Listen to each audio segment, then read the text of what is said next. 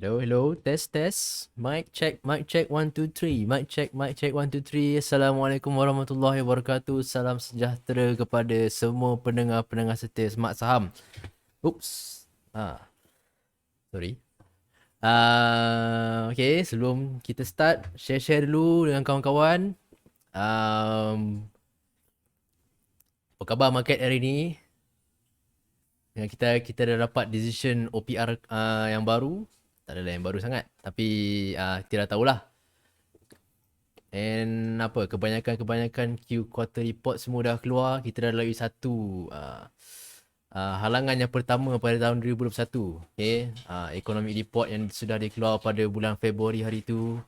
OPR pun sudah keluar. Then the next major key date yang kita akan tunggu-tunggu adalah pada bulan bila, tuan-tuan dan puan? Bulan Mei. Sebab itu akan bagi kita outlook pada kuarter pertama 2021. Apakah yang terjadi kepada market kita, kepada ekonomi kita. Okay. Sebelum tu, komen dulu sikit. Dekat saya nak kena kuatkan suara ke, dengar ke. Saya cakap yang dengan nada yang agak soft ni. Kalau tak dengar, boleh bercakap, saya suruh kuatkan lagi kan. Share-share dulu. Saya ada banyak maklumat yang menarik saya nak sharekan pada malam ni. Bukan sekadar dari segi IPO ni saja, tapi dari segi apakah yang ada di dalam market tersendiri. Market tersendiri pada apakah cabaran-cabaran yang kita akan jumpa dengan teladan setia ni ke dalam market tersendiri.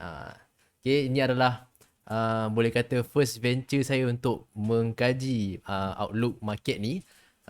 Sebelum ni saya jarang tengok industri ni, tapi disclaimer lah, saya bukannya property guru. Saya tidak pernah mengajar mana-mana kawan-kawan saya untuk melibatkan diri dalam industri ni. Rasanya tuan-tuan dan puan-puan tahu lah industri apa kan? Jadi saya beritahu. Dan saya tidak pernah ataupun invest ataupun meletakkan apa namanya tu, capital ataupun masa saya pada industri ni. Ini adalah first time saya buat review dan saya mengambil masa juga untuk mengkaji dulu sebelum saya menyampaikan kepada tuan-tuan dan puan-puan. Apa-apa pun, jikalau komen atau pendapat saya tentang industri ni agak berkurang, tolong-tolonglah berikan komen supaya rakan-rakan kita yang dengar di luar sana dapat tahu apakah benda yang sepatutnya lah. Saya akan membentangkan daripada pandangan saya dan juga research yang saya telah buat selama 2-3 malam ya. Maksud maklumlah saya bekerja di siang hari dan sambil-sambil trade pada awal paginya. Tapi pada malam ni saya sukalah membaca report-report macam ni. Sebab itu makanan saya. Okay. Boleh?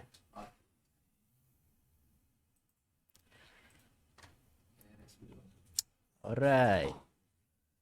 Boleh switch ke slide terus? Okay. Yang dengar komen sikit. Alright. Ahmad Zuhair ada banyak kali watching ni. Okay.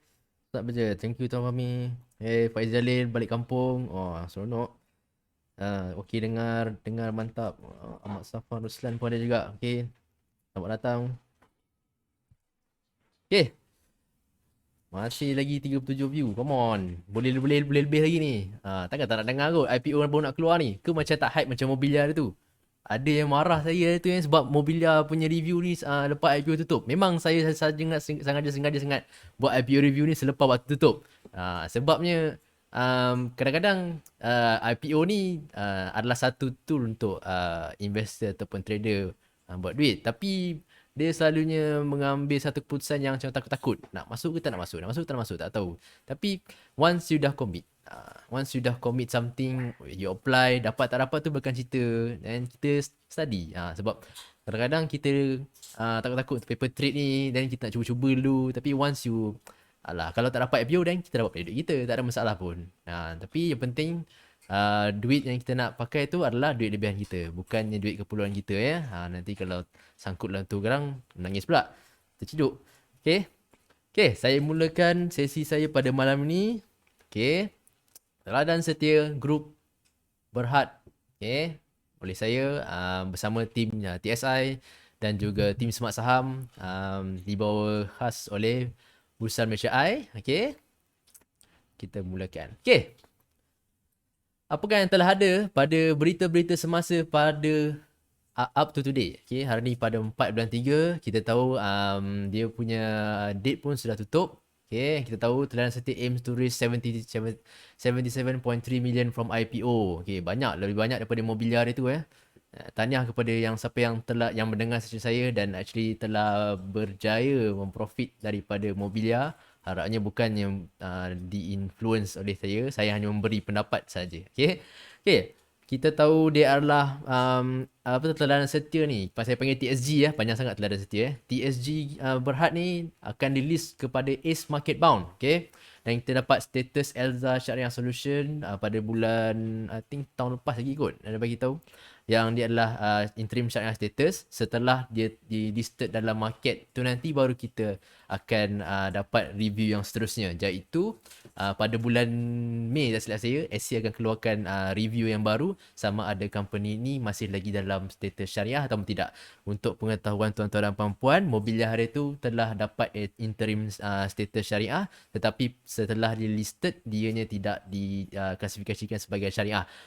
Apa-apa pun saya tidak dapat mengulaskan bab itu pada masa ini. Kita tunggulah apa kata pendapat yang lebih profesional Okay, Teladan Setia TSG Group ni adalah satu-satunya company yang akan menjadi first property sector dalam ACE market. Ni dalam sejarah So dia orang adalah company pertama dalam industri property yang akan list themselves dalam ACE.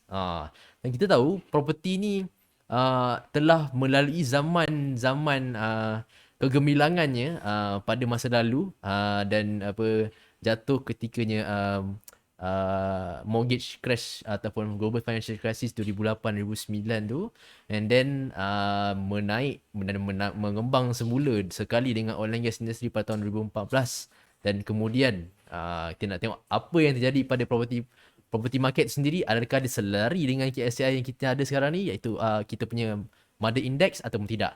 Dan dia diklasifikasikan sebagai property developer. Okay, diorang membuat dia punya business core operation ni adalah property developer. Okay, dia maksudnya daripada all round lah. Okay, dia adalah the main contractor yang design buat projek itu daripada tanah yang diorang ada, dan diorang habiskan dengan hire subcon semua tu, dan akhirnya menjual kepada customer-customer ataupun investor, property agent semua tu lah. Okay, so kita study sikit a bit of their history Okay, bila nak tahu sama ada dapat atau tidak di Maybank. Okay, kejap lagi Tuan Hilmi Ibrahim.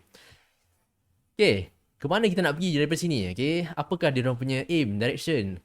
Apakah dia orang punya kekuatan, risiko dan potential? Okay, macam mana dia orang punya position dengan kompetitor yang ada? Kita tahu property ni antara bukannya satu yang bukan satu yang benda yang baru bagi orang kat luar sana. Bila cakap pasal invest dalam property ni memang macam bunyi macam $1 million game. Okay, you beli seberapa banyak property and then you sewakan kat orang. Itulah perception saya, dan tidak lari pada mak ayah saya semua tu. Mereka telah lalui zaman-zaman property bull semua, dan memang ada yang tidak lagi masih dalam property market, ada yang telah move on dalam other industries. Okay, kita akan tengok sikit a bit of their IPO details dan diorang punya business model dan strategi, dan siapakah profil-profil di belakang company TSG ni, dan juga dari segi financial aspect 3 tahun ke belakang, dan juga apakah outlook dari segi company itu sendiri dan juga industri yang ada. Semua ni adalah detail-detail yang saya extract daripada IPO prospectus dia, tetapi saya menambah sedikit homework saya pada overall outlook industri. Itu yang part paling best sekali kat belakang sekali tu. So kalau tuan-tuan dan puan-puan tak stay sampai habis, dan tak dapat tengok saya punya outlook and view. So buat masa sekarang ni share kepada kawan-kawan, dan satu slot information yang saya nak deliver kepada you all pada malam ni, dan you all dapat tahu apakah decision yang tuan-tuan dan puan-puan perlu buat dengan IPO ni, dan juga kepada industri tu secara menyeluruh. Okay, alright. Okay, kepada Tuan Hilmi Ibrahim yang tanya tadi, ini adalah IPO detail. Okay, So kita tahu dia telah dibuka pada 23 Februari, okay, dan pada 2 Mac hari tu, hari Isnin, Selasa dah tutup, hari ni 4 Mac, dan esok baru kita dapat tarikh untuk dapat ballot semua tu, dan pada 12 Mac baru kita dapat tahu sama ada kita dapat atau tidak IPO tersebut. Okay, and then pada 16, alamak, 16 Mac silap, ada error, technical error sikit situ 16 Mac dia akan listing pada Ace Market. So pukul 9 pagi hari 16 hari bulan tu kita dah tengoklah kita punya units dalam CDS. So kalau kepada sesiapa tuan-tuan dan puan yang sempat membeli dengan CIMB dengan Maybank, jangan risau, if tak dapat balik dalam CDS, kalau tersalah account number ke, dia orang akan pulangkan balik. Jangan risau. Okay, kalau tak dapat boleh komplain dekat SC ataupun BNM. Okay. Okay, apakah breakdown kita tahu? Harga pada 48 sen, sebanyak 805 juta shares dan akan memberikan market capitalization sebanyak 386 juta. Okay, dan 161 juta tersebut akan digunakan untuk dia punya projek-projek yang seterusnya lah. Okay, so pecah-pecahan ni banyak juga ni 80 juta telah diberikan kepada MITI untuk Bumi Putra. So siapa yang tidak tahu, MITI kita boleh apply IPO ni sebenarnya daripada MITI, tapi kita perlukan paperwork lah. So untuk orang yang bekerja seharian ataupun kerja hakiki, susah sikit nak pergi ke MITI and submit semua dokumen tu. So nak tak nak memang kita boleh hanya ada second choice, iaitu guna through EIPO daripada bank. So itu ada dari segi 40.3 million Malaysian public, kita antara tergolong dalam tu lah. Then 29.8 adalah kepada selected investor dan 10.5 million adalah bentuk pink form. Itu dah maksudnya kepada staff yang contribute kepada success of TSG lah. Dia punya internal staff dia. Okay. Dan ini adalah apa yang dia akan buat dengan proceed daripada duit 77.3 juta tadi tu. Okay, the first 35 juta akan digunakan untuk membeli tanah. Okay, dia sudah ada dia punya plan untuk untuk acquire tanah tu, dan akan ambil masa dalam 36 bulan katanya. Okay, dan kemudian dalam 24 bulan dia akan berusahakan untuk dia punya working capital related, iaitu bawah tu. Okay, dia punya ongoing projects iaitu Bali Residences dekat Taman Desa Bertam. Untuk tuan-tuan dan puan-puan yang masih tidak tahu, TSG-nya adalah memang solely based di Melaka sahaja. So dia orang berani mengharapkan diri untuk list dalam Ace IPO market, walaupun dia orang hanyalah list company yang memang daripada segi ayah anak beranak dia, mereka memang solely anak jati Melaka lah. Boleh kata cerita daripada segi biografi saya baca setiap profil personal yang ada dalam prospectus tu, memang daripada ayah yang start pada tahun selepas currency crisis ataupun financial crisis, Asian financial crisis 1997 tu, dia orang memula sampailah hari ni. Bisnes anak beranak juga macam bong biliar dulu. Okay, dan 4 million akan dibayar untuk bank borrowings. Dia akan bayar dalam masa 2 bulan je katanya, dan memang cepat lah.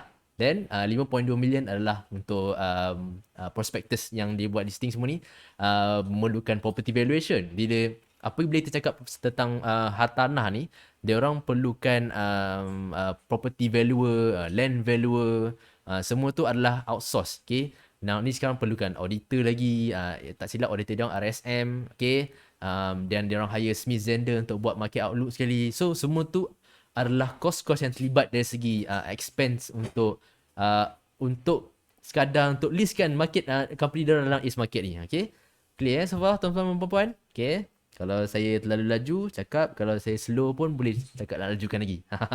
Tak ada masalah.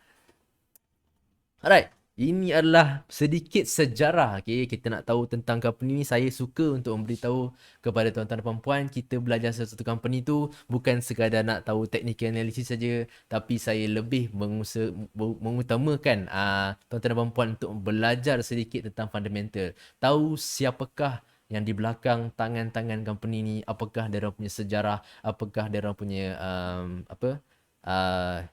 dia orang punya outlook, semua tu sekali. So pada 1997 mendiang Datuk Teo Poh Boon, okay, acquire Polyworld Enterprise daripada Johor untuk development property company. Okay, dia orang bermula terus projek pada tahun tersebut dan completed pada tahun 2004. Agak lama juga dan projek tersebut bernilai 43.5 million. Dan selepas dah siap projek tu, mereka mengembangkan kepada projek seterusnya Taman Cheng Setia. Untuk anak-anak Jati Melaka mungkin dia orang tahulah tempat ni ke mana. Saya unfortunately bukan. So memang saya ambil tu dalam prospectus and memang tempat ni kat Melaka lah, dan completed over 6 fasa daripada 2006 sampai 2018, dan value property tersebut ketika itu pada ketika ini adalah lebih daripada 100 million untuk projek tersebut. Dan pada 2011 mereka telah melibatkan dengan dia first high rise First high rise itu Pekan Residence completed pada tahun 2014. Dah makin laju sikit diorang punya ni, diorang punya proses. And then second high rise Atlantis Residence completed pada tahun 2018, valued at 603.9 million. Itu dia punya first landmark project yang dah exceed 500 juta. Okay. Dan pada 2018 mereka telah adopt classic punya requirement. Ini adalah satu benda baru bagi saya. Ada classic requirement ni adalah satu standard procedure yang telah ditetapkan oleh property body tersilap saya. Okay, dia orang adopt this classic policy untuk semua dia punya projek, so that dia dapat so called compliance punya ni lah, so that ni untuk dia start untuk under Bandar Baru Merlimau itu. Okay. Dan kita tengok macam saya cerita tadi, dia orang punya business model dan strategi boleh nampak tuan-tuan dan puan-puan, saya ambil terus daripada dia punya prospectus. So dia orang ambil daripada pre-development kepada development kepada post-development, maksudnya all round tuan-tuan dan puan-puan, daripada start sampai habis property tu, daripada segi tanah dia sampai dia siap untuk dijual. Okay. So dia ambil site selection, land acquisition, formulation of development concept, marketing, financing plan, semua tu. Dari segi financing, dari segi tanah, semua tu dia orang buat development planning, obtain relevant proposal. Okay, bila dah siap dia orang develop, dia orang buat marketing semua, dia orang buat sales. Okay, once untuk project implementation, dia orang buat construction budget semua siap. Okay, dan post development baru dia orang hand over kepada sales agent lah, ataupun kepada siapa yang nak beli. Okay, pernah tidur kat Atlantis Residence tu, banyak ruang buat Airbnb. Tu dia. Kita tahu pun Melaka pun memang area untuk turis kan. Dari segi, walaupun yang dia orang dapat status UNESCO kan. So memang untuk property, untuk ejen-ejen tanah, mungkin tu adalah satu appeal bagi all untuk actually tengok this TSG punya property sector, sama ada dia orang ni punya development ni kira bagus ke tak bagus. Jadi kita tengok juga dari segi track record dia orang. Okay. Okay, ni adalah sedikit profil yang kita boleh tahu juga Theo Leban dan Theo Lilin adik-beradik. Okay, Theo Siume juga. Dia adalah General Manager, Market Researcher dan juga CFO pada company tu. Dan mereka ni melalui TSG control 4 company lah, Asal Harta, Midas, Allview dan Riverwell. Okay, setiap company-company ni menjaga projek-projek yang telah dibangunkan, yang akan dibangunkan, yang plan ahead for the next one lah. Dan salah seorang director yang menjadi key personnel, okay, dalam company ni adalah Roy Tien Cheung Yu. Ni adalah non-executive director dan juga director kepada JAG, Jack. Dan juga listed dalam Ace Market dan juga previous director dalam Connect County. So nampak ada relation. Dan tak silap saya, dalam dia punya IPO video, dia telah meng-highlightkan Mr. Roy ni sebagai key figure yang actually terlibat dalam listing of TSG ni kepada Ace Market. Okay. Dan kita tengok juga daripada segi, kita perhatikan dari segi key numbers dia orang. Okay, dia punya projek yang dia akan ada banyak juga ni, tapi semua memang betul-betul purely based dalam Melaka saja. Okay, kita tengok dari segi completed project. Okay, daripada semua completed project ni yang percentage semua agak tinggi, kecuali yang bawah ni pada 2016. Dan tak silap saya 76.9% ni adalah rumah-rumah kedai yang masih tidak jual. Tapi yang lain-lain semua tak silap saya dari segi housing area. Dan kita nampak dari segi bawah ada lagi ongoing projects, iaitu by residence tadi, yang dia perlukan dana daripada public lah. Okay, dan kita tengok kemudian dia punya project yang ongoing. Okay, Taman Belimbing Setia, Bali Residence, Taman Desa Bertam yang perlukan injection capital ni. Okay, dia dah bagi tahu expected completion date pada tahun 2021 dan 2022. Okay, itulah dia punya working capital tadi kan. Dia dah bagi tahu siap-siap. Dan the next one iaitu Taman Desa Bertam, fasa 38, fasa 4, fasa 1A, fasa 2A, dan tu akan nak start pada third quarter 2021. So dia orang telah menetapkan mereka punya expectation yang ongoing projects tu ada. Okay. Dan dua forecast TP telah dikeluarkan oleh Public Investment dan juga TA Securities sebanyak harga 53 sen dan 52 sen. So kalau tuan-tuan dan puan rajin untuk mencari, okay, tuan-tuan akan jumpa dan boleh baca lah. Saya punya review ni tak lari jauh daripada mereka punya analisis. Okay. Okay. Antara kekuatan orang, okay, sizable pipeline ongoing estimated sehingga almost 1 billion okay, ada undeveloped area 73.9 acres dekat Melaka dengan Selangor, okay, in proses untuk acquire lagi more land, okay, itu yang dia orang buat IPO ni. Dan 24 tahun proven track record of buyers dekat Melaka. Itu dia orang punya highlight dalam company dia orang tu. So 24 tahun dalam Melaka, and dia punya sales track record semua cantik. Tapi kita akan tengok dia punya numbers kejap lagi bila kita comparekan dengan player-player yang telah ada dalam market. Okay? Dan memang dia orang punya customer semua adalah retail, real estate agent semua.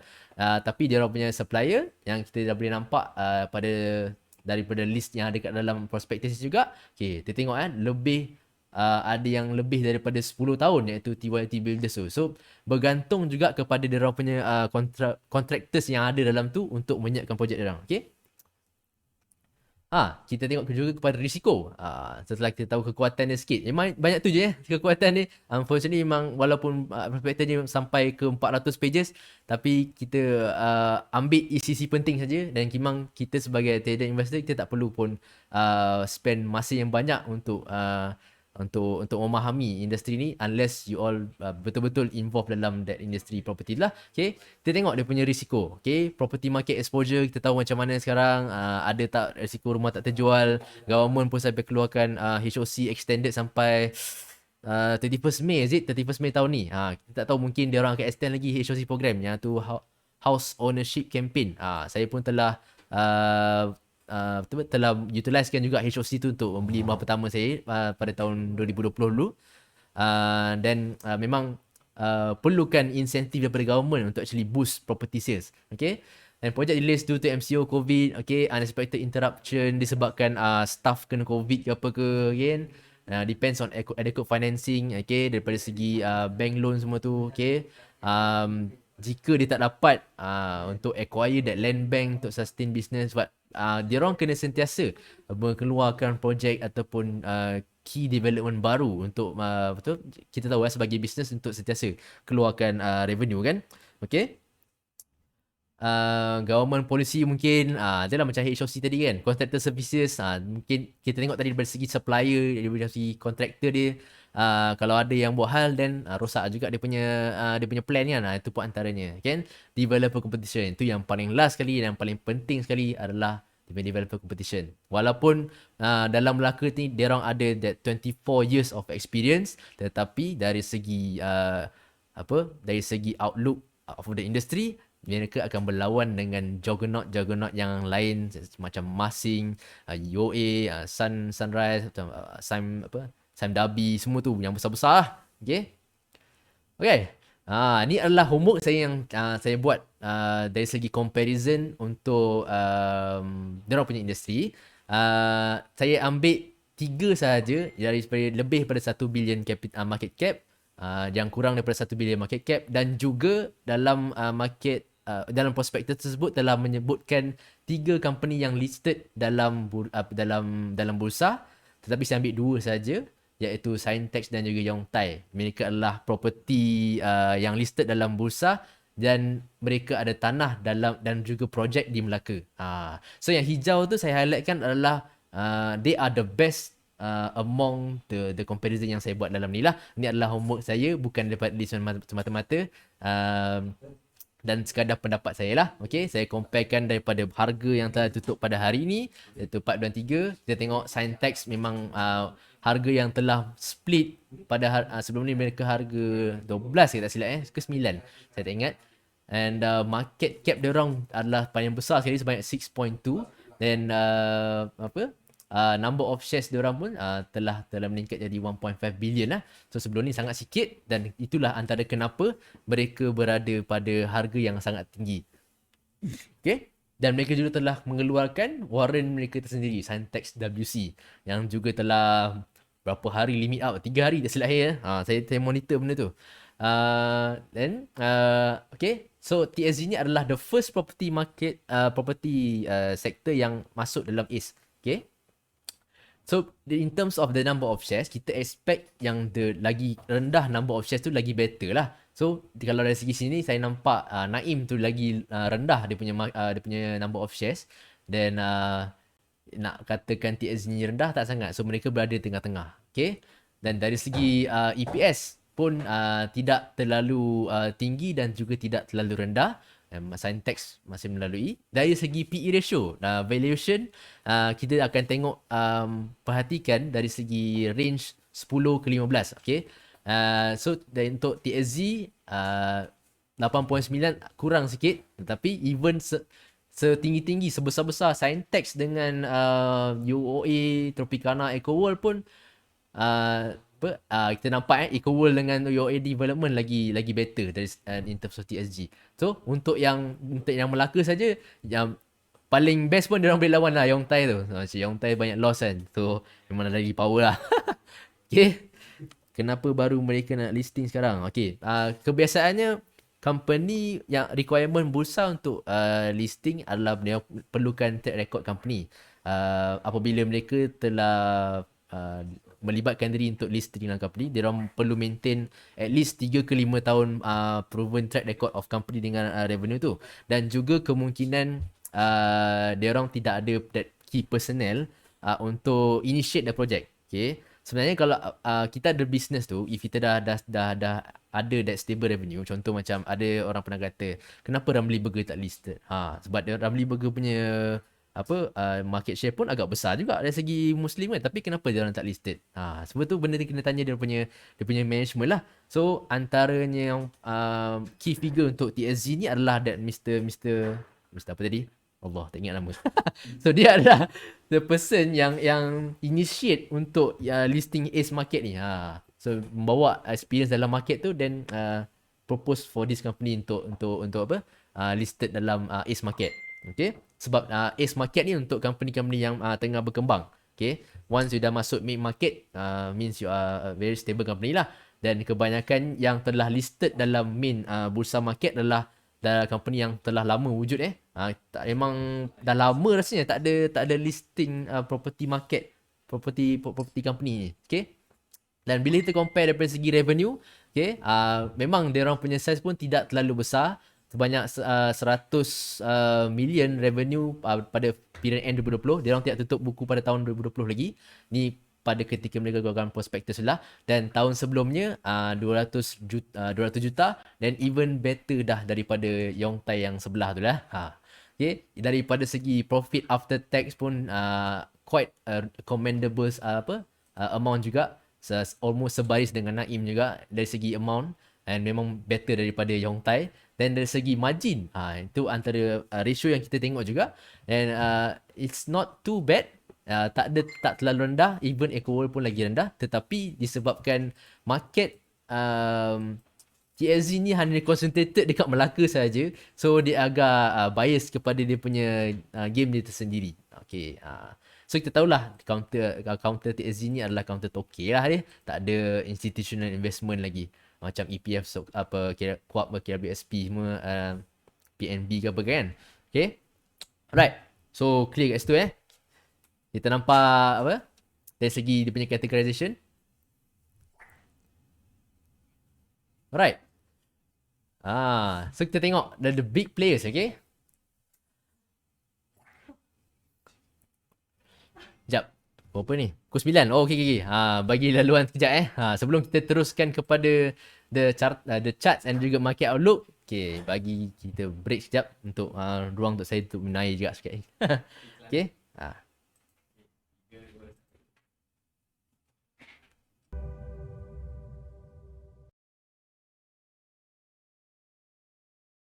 Lah, dapat membasarkan tekak balik. Okay. Okay, berbalik kepada second half, second session kita iaitu market outlook terus.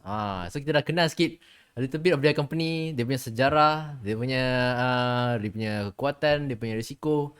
Okay, dan kita bergerak kepada session yang ditunggu-tunggulah iaitu carta dan juga dari segi kompetitor dia orang, dari segi market outlook itself. Okay. Tadi saya comparekan dari segi numbers oleh company-company yang selected saja, dan kita tahu property market ni sangat-sangat besar dan player-player yang sangat-sangat ramai, dan kalau tengok dalam listing property sector tu yang penuh lah. Tapi daripada dari segi pecahan-pecahan ni kita dapat tahu, okay, dari segi capitalization market tu ada yang lebih daripada 1 billion dan ada yang kurang juga daripada 500 million, okay. Okay, ini comparison yang saya telah buat dengan Masing, Legenda, EcoWorld, IOI, OSK, UOA, Tropicana dan juga Matrix. Saya pilih 8 company adalah kerana mereka adalah company yang konsisten keluarkan dividen tanpa gagal, dan itu adalah basis kenapa saya select juga company-company ni, so that memang kita diajar oleh dalam tim Smart Saham dan juga Wyckoff untuk memilih counter-counter yang at least ada the underlying fundamental, bukan sekadar technical semata-mata. Okay, tetapi memang kebiasaannya trader dekat luar sana akan fokus kat technical saja, tetapi tidak bagi saya. Okay. Okay, dari segi carta itself, selain Legenda yang telah membuat share consolidation, semuanya kita nampak telah membuatkan kenaikan yang agak mendadak pada akhir tahun 2020 ya. Yang rasanya saya tak silap apa fakta dia pada masa ini iaitu kita melalui fasa window dressing.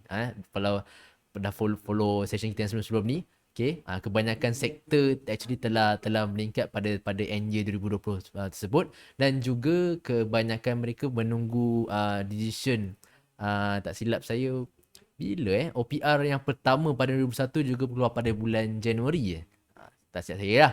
Okay, tak salah tuan betul kan okay, dan kita nampak semua carta-carta yang dalam property ni telah menaik pada akhir tahun 2020, dan pada tahun 2021 telah mengalami kejatuhan sedikit, tetapi kita pun faham dari segi sebabkan MCO dah kembali pada awal tahun 2021 ni, okay, MCO 2.0 walaupun tidak se-strict pada tahun lepas, and then kita pun fahami dan projek-projek ni semua akan tergedala buat sementara waktu, dan itu adalah kenapa certain carta ni mengalami kejatuhan lah.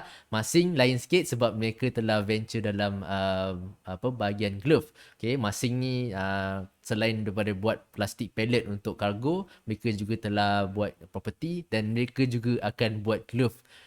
Dari segi dia punya proposal itulah. Dan Legenda Properties juga antara stock pick yang yang paling latest sebab mereka telah membuat stock consolidation dan telah memahalkan harga diorang kepada 75 sen, dan itu kebiasaannya menarik minat fund manager untuk meletakkan investor punya funds dalam syarikat ni lah. Okay, itu kebiasaannya. Right. Okay, ni adalah yang besar-besar ni. Kita tengok kepada yang kecil sikit, iaitu the mid size. Kita ada IBHD, Land and General, Naim Holdings, LBS Banner, Paramount, MKH. Semuanya menunjukkan yang pattern yang lebih kurang sama. Okay, pada tahun 2020 jatuh dengan mendadak, tetapi kenaikan mereka tidak sebanyak yang besar-besar. Okay, kita nampak dari segi kenapa mid size ni agak slow. Okay, kerana dia orang punya fundamental data agak tidak memberangsangkan. Okay, itu adalah kenapa mereka berada dalam keadaan yang masih dari segi sideway, dan tidak juga dalam bentuk trending seperti yang kita nampak daripada company-company yang besar tadi. Okay, dan kita juga compare kepada The Melaka Gang. Ada Yongtai dan juga ada satu tadi, Grow Mature, tapi saya tidak ambil kerana carta dia terlalu tidak cantik bagi saya. Ini adalah personal bias saya dan saya tidak terlalu layan carta yang agak rongak-rongak ni lah. Okay, sebab dia tidak menunjukkan market volatility dan mengambil masa yang agak lama lah kerana tidak ada apa that movement sangat kepada counter ni. Dan kita tengok pada sendiri memang kita tahu kalau apa TSG ni listed memang confirm dia orang adalah one of the main competitor dekat Melaka itself. Kalau nak lawan dengan Sintex pun, Sintex dia ada business lain. Okay? Dia ada business packaging dia orang, dia ada property dekat Johor dekat Johor tu adalah market terbesar dia orang. Okay? Tak silap saya dekat in terms of property dan juga kilang-kilang lagi dekat even dekat Kelang pun ada juga kilang dia orang. So Sintex ni is memang level above the rest lah. Tapi dari segi market Melaka itself, Grow Mature dengan Yongtai rasanya nampak macam tak boleh lawan lah TSG ni. Okay, in terms of financial earnings pun memang lagi better lah. Ni adalah saja pandangan secara kasar lah bagi saya, tidak mengingatkan, tidak mengatakan yang ini adalah satu counter yang kita perlu hold ataupun buy atau apa-apa. Okay, mari kita beralih kepada market outlook property. Ni adalah view yang saya telah extract daripada TradingView dan line biru saya telah comparekan dengan bursa KLCI sendiri. Okey. Ada yang kata property market ni akan bull selepas krisis. Itulah dia apa yang terjadi pada tahun 2008-2009 yang di mana kita telah melihat ke global financial crisis dan property market itself dari segi carta ni telah mengalami kejadian paling teruk since 2003. Okay. Dan kita tengok dari segi pergerakan KCI. Okay. Kalau kita draw trend line dari segi awal dia start ni sampai lah ke atas COVID yang tahun 2020 ni, kita masih lagi boleh melihat yang KSI masih berada dalam uptrend. Tetapi property ni nak pergi mana? Kita tengok property ni. Adakah dia dalam uptrend? Nampaknya tidak. Dia the overall cycle tu ada naik dan turun dan naik dan turun kembali. Dan baru-baru tahun 2021 pada akhir 2020 sajalah mereka telah berjaya sort of untuk mematahkan downtrend line yang berusia 3-4 tahun ni tuan-tuan dan puan. So, apakah expectation kita akan nampak daripada segi medium outlook dengan short term outlook untuk akan datang ni? Adakah akan terus naik macam tahun 2009-2010 ni? Itu adalah benda yang kita boleh mengambil perhatian untuk property market ni. Tetapi kita tahu memang sekarang ni OPR punya rate pun memang baru ni tidak dipotong kepada 1.5. Orang awal-awalnya even economist pun telah mengeluarkan berita-berita katanya mungkin akan cut, analis pun kata mungkin akan cut, tetapi disebabkan Federal Reserve dekat US yang Tuan Zaruddin pun pernah cerita baru-baru ni tidak cut mereka punya interest rate, dan kebanyakan analis bertukar pendapat semula dan berkatakan rate tidak akan cut. Dan kita dapat tahu pada tengah hari tadi bahawa OPR tidak cut sekali lagi. Dan kita telah melalui program vaccination yang sedang berjalan sekarang ni. Adakah itu telah menunjukkan market recovery ataupun economic recovery? Kalau dah ada economic recovery, perlukah lagi untuk kita OPR membuat OPR cut ni? Okay.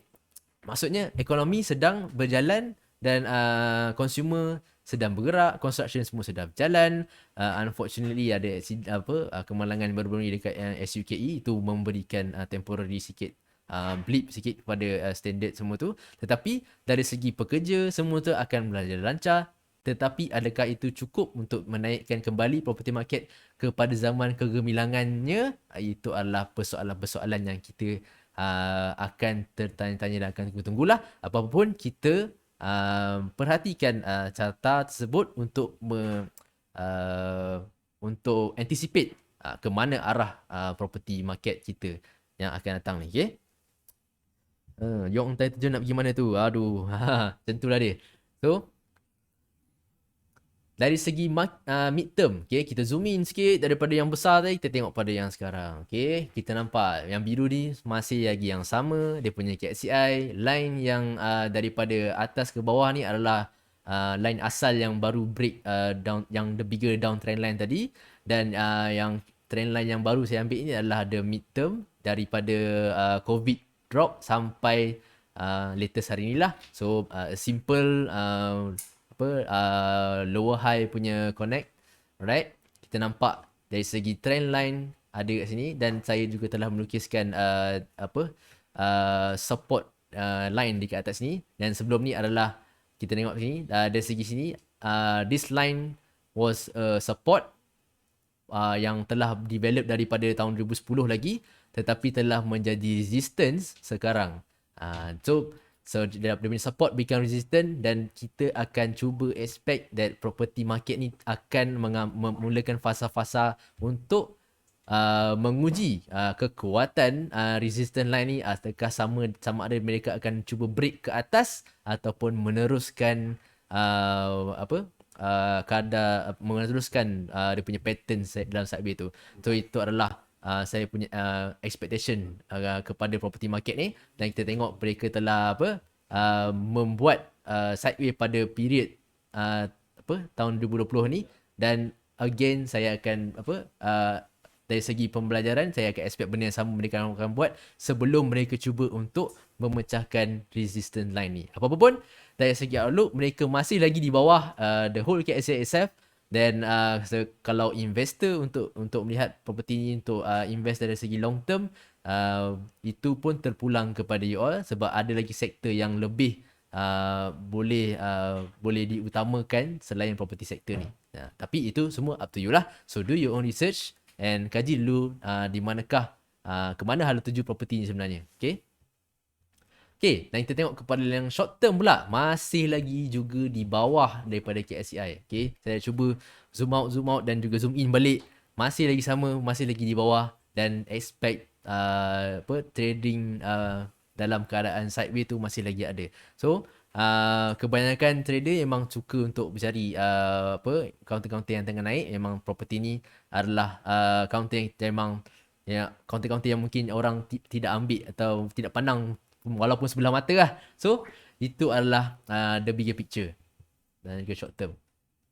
Okay, so dah tahu dari segi carta macam mana. Dan kita balik kepada the market review daripada Smith Zender itself. Dari segi prospek tu, kita tahu residential property and shop market market in Melaka adalah TSG ni punya main main niche lah. Okay, dan kita tengok Melaka punya economy state biasa memang kebanyakannya depending on services dan juga manufacturing. Okay, tu dah lebih daripada 75%. Okay, dan Melaka declare under UNESCO. So location memang terbaik untuk international meetings, incentive, convention dengan exhibition, iaitu MICE. Okay, dan 2019 sahaja telah contribute sebanyak 1.7 bilion kepada ekonomi state. Dan ada juga foreign investment inflow daripada company macam Ansell dan juga Zni Solar daripada Australia dan juga China. Dan expect akan ada lagi company-company luar yang akan masuk dalam Melaka ni lah. Okay, the driver dan catalyst yang kita akan cuba yang penting untuk company TSG ni adalah memang aspek daripada economic growth. Okay, mereka telah memilih tarik sekarang ni memang disebabkan juga COVID yang tidak memerangsangkan ekonomi sendiri. So sekarang kita dah tengok dari segi vaccination program pun telah roll out, dan economic recovery tu adalah very much expected. Okay, dan Melaka memang betul-betul depends kepada tourism industry. Dan itu juga boleh menjadi satu key factor untuk drive demand property. Okay, dan biasanya real estate agent akan eye that property to buy, macam buat kat Airbnb atau booking.com, Agoda semua tu. Okay, dan memang Melaka masih lagi ada banyak tanah dan ruang untuk dikembangkan. Dan itu juga menjadi satu driver atau catalyst di mana mereka expect this Smith Zender expect that Melaka akan ada growing in population. Okay, dan kita tahu dari segi industry outlook itself, memang untuk developer ni memang akan sentiasa bergantung kepada how good is their contractors. Okay, how good are their contractors, macam mana dia punya subcon untuk siapkan kerja rumah tu menjadi satu faktor penting untuk property developer. Okay, dan adverse economic conditions yang kita tak tahu, mungkin krisis sekarang yang telah melanda, mungkin lagi beberapa tahun akan ada krisis lain lagi pula. Okay, itu adalah satu industry risk kepada property market. Okay, dan unfavorable government policies. Okay, yang kita tahu ahli-ahli politik memang akan sentiasa akan buat hal lah dalam kita punya negara ni, dan kita memang sentiasa akan ambil benda tu sebagai satu risiko. Okay, bila government baru ada, akan ada polisi baru, bila tukar governmentnya polisi baru lagi. So itu adalah satu risiko juga. Okay, dari segi government policy. Sebab masa sekarang bila mana dia orang meneruskan house ownership campaign, mungkin campaign untuk membeli rumah pertama, okay, semua tu adalah bersatu bagi boost kepada property market. Okay, alright. Decision untuk buy, sell, hold kepada yang telah berjaya menghantarkan application kepada EIPO ataupun MITI. Okay, good luck and all the best to you guys. Sama ada untuk buy, hold and sell tu, itu terpulang kepada tuan-tuan dan puan. Saya telah menyampaikan amanat saya dari segi financial outlook dan juga the industry itself. So sama ada tuan-tuan dan puan-puan boleh study juga apa yang telah terjadi kepada IPO yang sebelum-sebelum ni, apakah industri mereka yang telah terlibat dan ke manakah arah mereka sekarang.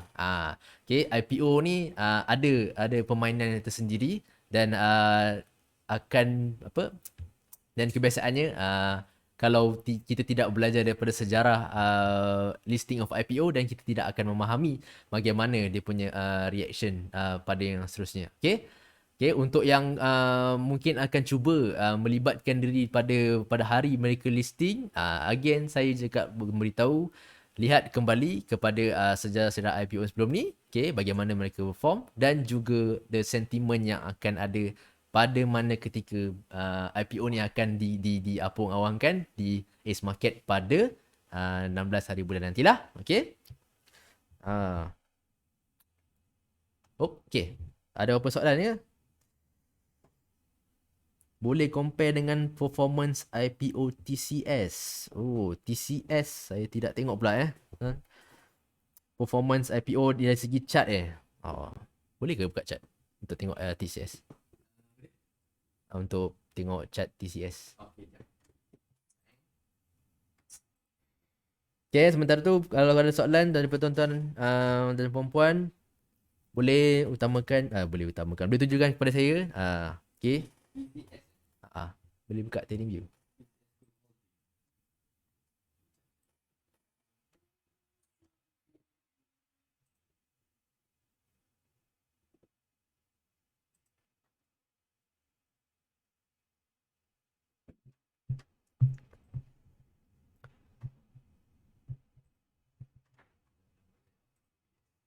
Oh, okay. Okay, boleh nampak chart ni?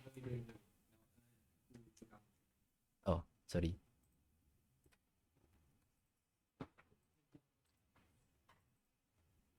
IPO QSR, ya Allah, tak keluar news lagi tu. Kalau tak silap saya, dalam senarai SC tu pun ada banyak lagi IPO yang akan diapung-apungkan pada tahun 2021. So memang kita akan nantikan lah juga bila IPO ni akan keluar date. So yang paling dekat selepas selepas TSZ ni adalah Volcano, tetapi saya tidak nampak lagi dia punya prospectus.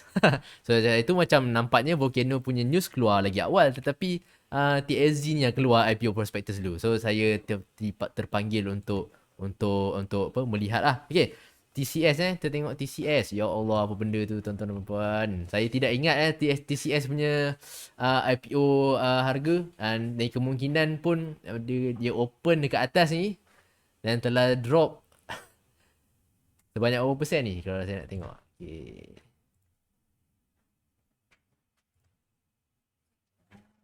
Drop sebanyak 23% pada hari pertama sahaja. Okay. Kalau ada yang boleh tolong komen, saya tak ingat berapa IPO TCS ni. Dan kemungkinan dia telah mengalami pada hari listing tersebut, kebiasaannya akan ada aktiviti potong-memotong, buy and sell queue ni dan telah menyebabkan dia terbuka pada hari pertama tu dekat harga 58 sen ni, dan end up close pada 46.5 sen ni. Tetapi bila kita bagi dia masa untuk tempoh macam tempoh bertenang dan kita tengok kemudian apa yang dia telah buat. Tetapi ini based on the industry itself. Saya tidak sure TCS ni adalah daripada industri mana, tapi dari segi IPO comparison yang di request oleh Tuan Harith tadi, itu adalah expectation kita. So kemungkinan boleh jadi benda yang sama untuk harga TSG ni. Mungkin dia akan lalui benda yang sama macam TCS. Kita tidak tahu. Kita hanya boleh expect yang dia boleh terjadi based on comparison of chart. So tuan-tuan dan puan boleh cuba tengok dekat IPO pair lain juga untuk melihatkan macam mana performance mereka daripada listing date sampai hari ni. Okay, dan banyak juga lagi. Target price tuan setia. Tuan, saya tidak boleh memberi target price Tuan Azmat Hussein, kerana saya bukannya analis yang bersijil, dan kita telah tengok dalam slide saya tadi adanya public invest dengan juga TS Securities. Mereka telah memberikan target price mereka berdasarkan fundamental information yang telah ada. Okay, pada saya bila kita nak tengok, bila nampak chart tu terjadi, baru mudah untuk kita buatkan target price. Tapi dari segi fundamental, kita serahkan kepada analis yang lebih profesional, yang lebih bertauliah untuk mengeluarkan pandangan mereka. Sebab mereka telah mengkaji, mereka yang lebih arif, mereka yang telah berjumpa dengan the key personnel, key management dalam TSG. So kita sebagai public, it's better for us to rely on their report and their analyst. Okay, dan untuk buat target CP sendiri tu, kita hanya boleh tengok kepada historical dan juga comparison dengan company-company lain lah.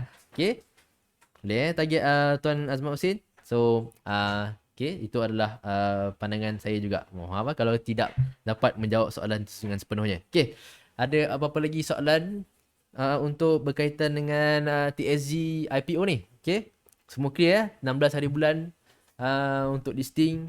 Kalau tak dapat, jangan kecewa. Saya pun telah cuba apply banyak juga IPO sebelum-sebelum ni, dan kebanyakan tidak berjaya. Tapi tidak mengapa, banyak lagi ruang-ruangan dan pintu-pintu dalam saham ni yang kita boleh cuba exploit, dan kita juga boleh take advantage. Okay, nampaknya macam tiada persoalan lagi. Okay, harap-harapnya semua clear dengan apa-apa yang telah disampaikan dalam dalam presentation saya pada malam ini. Harap-harapnya tuan-tuan dan puan dapat membuat keputusan dengan sebaiknya, sama ada untuk melihat saja, sama ada untuk membeli ataupun menjual kepada siapa yang telah mendapatkan IPO ni pada hari tersebut. Okay, ada QR untuk dia orang tengok boleh? Okay,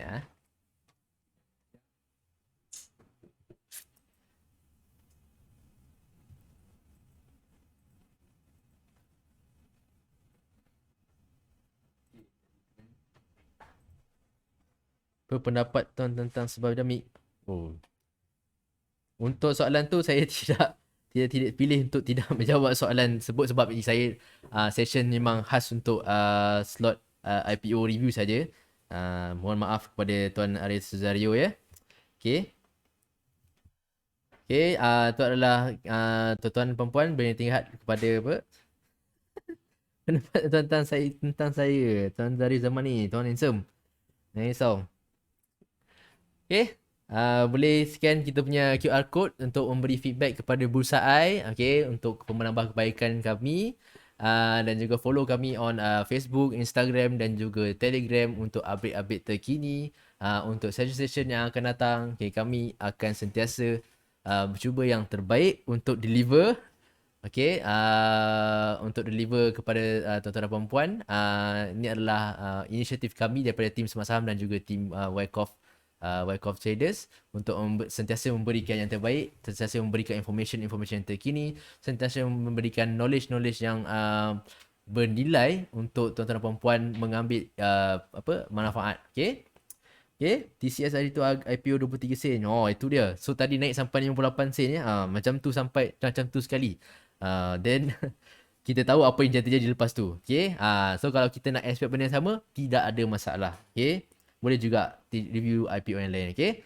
Okay, sekian daripada saya.